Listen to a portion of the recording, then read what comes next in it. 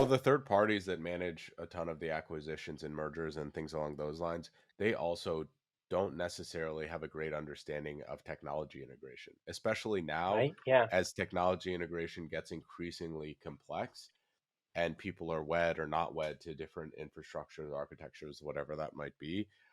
I Yep. project that more and more mergers or acquisitions will fail in the future just because those two parties are one, the incentives aren't necessarily aligned. One, the incentives are just to get a deal done versus to make a deal successful.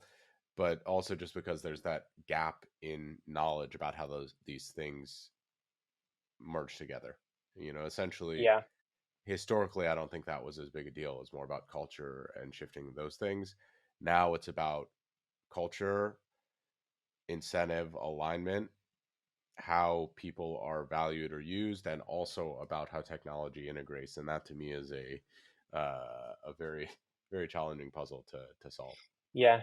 I mean, you hear about it, right? When Google bought YouTube, there was this famous all hands where they were, the Google leadership was asked at one point. They were like, "Hey, did we pay too much? Like, I think we paid way too much for YouTube, or do you think we paid the right amount?" And they basically said, "There's no way that we paid the right amount. We either paid way too much or we paid way too little, and there's no chance that we actually nailed this price." So it's either worth nothing or it's worth like $100 billion. And in YouTube's situation, it turns out that it's $100 billion.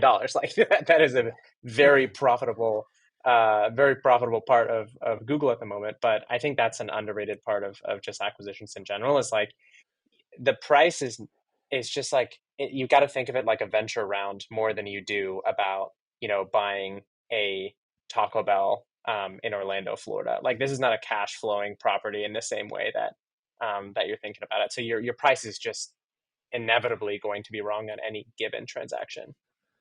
Yeah, it's interesting that you bring that up because it is like a venture round in some sense, but you also have to integrate these companies into your larger Yeah, organization, which makes it yeah, so that, in venture, it's like, oh, we can, if we have the capital, we can take on 30, 40 different investments.